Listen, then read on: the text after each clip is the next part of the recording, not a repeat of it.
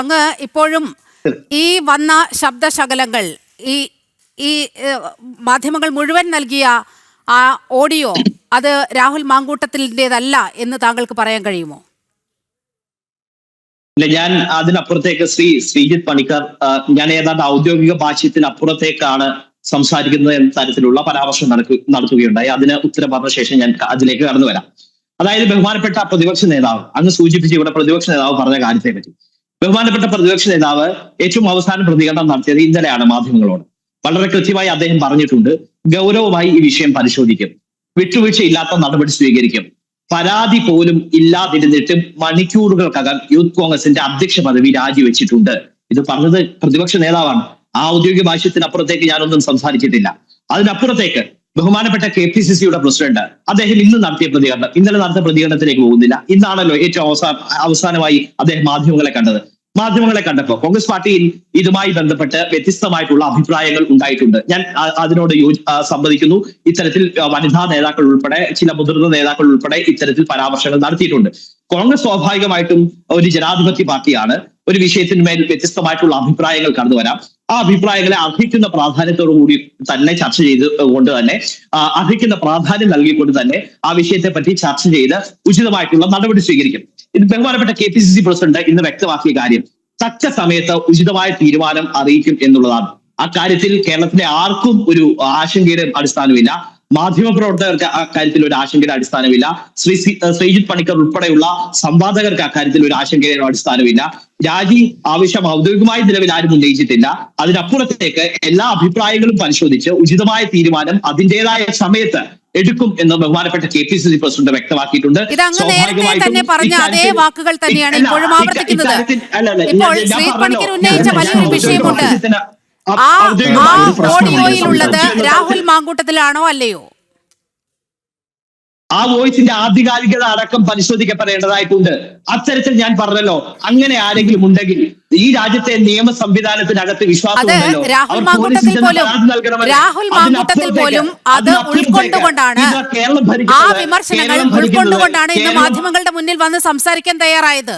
പക്ഷേ അതീവ ഗുരുതരമായ ആരോപണങ്ങളോട് പ്രതികരിക്കാൻ തയ്യാറായില്ല എന്നത് മറ്റൊരു വശം. ശ്രീ തൗഫീഖ് താങ്കൾ പറഞ്ഞത് പ്രതിപക്ഷ നേതാവ് പറഞ്ഞതിനപ്പുറത്തേക്ക് താങ്കൾ ഒന്നും പറഞ്ഞിട്ടില്ല എന്ന് പറഞ്ഞുകൊണ്ട് പ്രതിപക്ഷ നേതാവ് പറഞ്ഞിരിക്കുന്ന ഒരു സ്റ്റേറ്റ്മെന്റ് ഇവിടെ പറഞ്ഞു. എന്നാൽ താങ്കൾ ഈ ചർച്ചയിൽ പറഞ്ഞത് എന്തിന് രാജിവെക്കണം MLA സ്ഥാനത്ത് എന്നാണ്. പ്രതിപക്ഷ നേതാവ് എപ്പോഴാണത് പറഞ്ഞത്? രാഹുൽ മാങ്കൂട്ടത്തിൽ ഒരു പരാതിയുടെ അഭാവത്തിൽ എന്തിന് MLA സ്ഥാനം രാജിവെക്കണം എന്ന് പറഞ്ഞിരിക്കുന്ന ഒരു പ്രസ്താവന താങ്കൾക്ക് കാണിച്ചു തരാൻ കഴിയുമോ? ശ്രീ VD സതീശൻ പറഞ്ഞത് ഇല്ല, അത് താങ്കൾ കൈന്നിട്ടതാ. അതുകൊണ്ടാണ് ഞാൻ പറഞ്ഞത് താങ്കൾ രാഹുൽ മാങ്കൂട്ടത്തിൽ ന്യായീകരിക്കാം.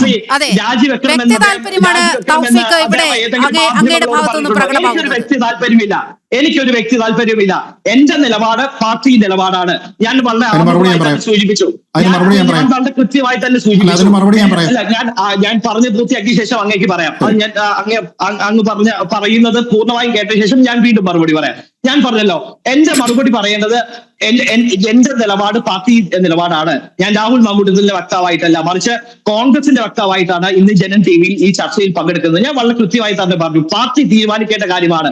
പാർട്ടി അക്കാര്യത്തിൽ തീരുമാനമെടുക്കും. സ്വാഭാവികമായിട്ടും പാർട്ടി തീരുമാനമെടുക്കാത്ത കാര്യത്തെ പറ്റി കൂടുതലായി പ്രതികരിക്കണം എന്ന് പറയുന്നതിൽ അർത്ഥമില്ല.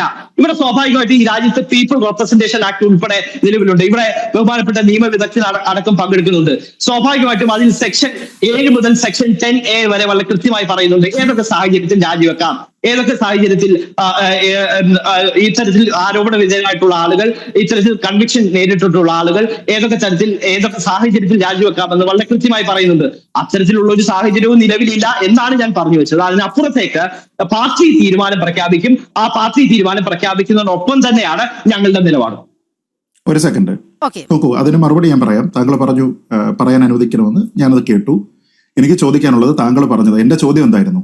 രാഹുൽ മാങ്കൂട്ടത്തിൽ ആരോപണമില്ല, പേര് പറഞ്ഞു പരാതി ഇല്ലാത്തത് കൊണ്ടോ കേസില്ലാത്തത് കൊണ്ടോ ഒരു FIR ഇല്ലാത്തത് കൊണ്ടോ രാജിവെക്കേണ്ടതില്ല എന്ന് ശ്രീ VD സതീശൻ പറഞ്ഞോ എന്നുള്ളതായിരുന്നു എന്റെ ചോദ്യം. അങ്ങനെ അദ്ദേഹം പറഞ്ഞിട്ടില്ല. പക്ഷെ താങ്കളുടെ വാദം അതായിരുന്നു. മറിച്ച് താങ്കൾ ചോദിച്ചത് അങ്ങനെ രാജിവെക്കണമെന്ന് അദ്ദേഹം പറഞ്ഞോ എന്നുള്ള ഒരു ചോദ്യമുണ്ടോ എന്നാണ്. ഞാൻ അവിടെ താങ്കളോട് പറഞ്ഞത് വ്യക്തമായിട്ട് അദ്ദേഹം അങ്ങനെയല്ല പറഞ്ഞിരിക്കുന്നത്. മറിച്ച് ഇപ്പോ അദ്ദേഹത്തിനെ യൂത്ത് കോൺഗ്രസിൽ നിന്ന് അതിന്റെ ചുമതലയിൽ നിന്ന് മാറ്റിയിരിക്കുന്നത് ഒരു പ്രാരംഭ നടപടിയാണ് എന്നാണ്. എന്താണ് പ്രാരംഭ നടപടി എന്നതിന്റെ അർത്ഥം? എന്ന് വെച്ചാൽ വേറെ നടപടി അവിടെ വരാനുണ്ട്, വലിയ നടപടി വരാനുണ്ട് എന്നാണ് അതിന്റെ അർത്ഥം. ആ നടപടി എന്തായിരിക്കും ശ്രീ തൗഫിക്? അദ്ദേഹത്തിന്റെ ആധാർ കാർഡ് റദ്ദ് ചെയ്യലാണോ? അതോ അദ്ദേഹത്തിന് അടുത്ത ഇലക്ഷനിൽ വോട്ട് ചെയ്യേണ്ട എന്ന് തീരുമാനിക്കുന്നതാണോ? അതോ അദ്ദേഹത്തെ ഇനി സ്ഥാനാർത്ഥിയാക്കേണ്ട എന്ന് തീരുമാനിക്കുന്നതാണോ? ഒരൊറ്റ കാര്യമേ ഉള്ളൂ. ആ കാര്യമാണ് കോൺഗ്രസിലെ വനിതാ MLA-മാരടക്കം ഇപ്പൊ ചർച്ച ചെയ്തുകൊണ്ടിരിക്കുന്നത്. കോൺഗ്രസിലെ മുതിർന്ന നേതാക്കളടക്കം ഇപ്പൊ അഭിപ്രായം പറഞ്ഞുകൊണ്ടിരിക്കുന്നത് ആ നടപടി എന്ന് പറയുന്നത് രാഹുൽ മാങ്കൂട്ടത്തിൽ MLA സ്ഥാനത്ത് നിന്ന് രാജിവെക്കണം എന്നത് തന്നെയാണ്. എന്ന് വെച്ചാൽ അത് നിങ്ങളുടെ നേതാക്കന്മാർ ഇപ്പോഴും ഡെലിബറേറ്റ് ചെയ്തുകൊണ്ടിരിക്കുമ്പോൾ അതിന്റെ ആവശ്യമില്ല എന്ന് താങ്കൾ ഈ ചർച്ചയിൽ വന്ന് പറഞ്ഞു കഴിഞ്ഞാൽ താങ്കൾ രാഹുൽ മാങ്കൂട്ടത്തിലിന്റെ വക്താവാണ്, കോൺഗ്രസിന്റെ വക്താവല്ല. കോൺഗ്രസ് അങ്ങനെ ഒരു അഭിപ്രായം ഒരിടത്തും പറഞ്ഞിട്ടില്ല. ശ്രീ രമേശ് ചെന്നിത്തല പറഞ്ഞിട്ടില്ല, സണ്ണി ജോസഫ് പറഞ്ഞിട്ടില്ല, ശ്രീ VD സതീശൻ പറഞ്ഞിട്ടില്ല, KC വേണുഗോപാൽ പറഞ്ഞിട്ടില്ല. ആകെ പറഞ്ഞിരിക്കുന്നത് ഷാഫി പറമ്പിലാണ്. ഷാഫി പറമ്പിൽ മാത്രമാണ്, മറ്റൊരു നേതാവും പറഞ്ഞിട്ടില്ല. അപ്പൊ അതുകൊണ്ടാണ് ഞാൻ പറഞ്ഞത്, താങ്കൾ പറയുന്നത് രാഹുൽ മാങ്കൂട്ടത്തിൽ വക്താവ് എന്ന നിലയ്ക്കാണ്, കോൺഗ്രസ് വക്താവ് എന്നല്ല, കോൺഗ്രസിന്റെ അഭിപ്രായം ഇതല്ല എന്ന് നമ്മൾ കണ്ടുകൊണ്ടിരിക്കുകയാണല്ലോ.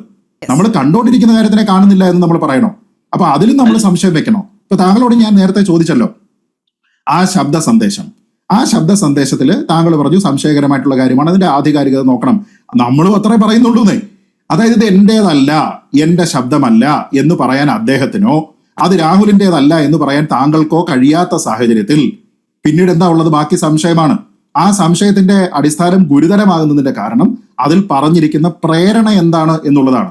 അത് അങ്ങേയറ്റം ഗുരുതരമാണ്, സ്ത്രീവിരുദ്ധമാണ്. അത് സ്ത്രീവിരുദ്ധമായതുകൊണ്ടാണ് ഈ കാര്യം പറയുന്നത്.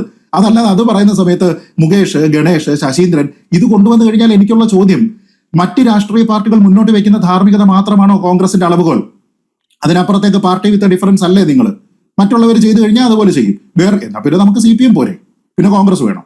CPM-ന്റേതായിട്ടുള്ള എല്ലാ ആദർശങ്ങള്, ചട്ടങ്ങള്, സ്വന്തം പാർട്ടി, കോടതി, പോലീസ്, അന്വേഷണ സംവിധാനം എല്ലാം ഉണ്ട്. അതേപോലെ കോൺഗ്രസിനും ആണെന്ന് പറഞ്ഞു കഴിഞ്ഞാൽ, അതാ ഞാൻ പറഞ്ഞത്, ഞാൻ വീണ്ടും താങ്കളെ ഓർമ്മിപ്പിക്കുന്നു, കോൺഗ്രസിന്റെ ഔദ്യോഗിക ഭാഷ്യമല്ല താങ്കൾ പറയുന്നത്. അത് VD സതീശൻ ഇതിനോടകം പറഞ്ഞിട്ടുണ്ട്. താങ്കൾ അത് സമയം കിട്ടുന്ന സമയത്ത് ഒന്ന് കേട്ടു നോക്കണം. ഇത് താങ്കൾ ഈ ചർച്ചയിൽ പറഞ്ഞിരിക്കുന്ന അഭിപ്രായവും കേട്ടു നോക്കണം. രണ്ടും രണ്ടാണ്, രണ്ടും ഒന്നല്ല. അതെല്ലാവർക്കും മനസ്സിലാവും. ഓക്കെ.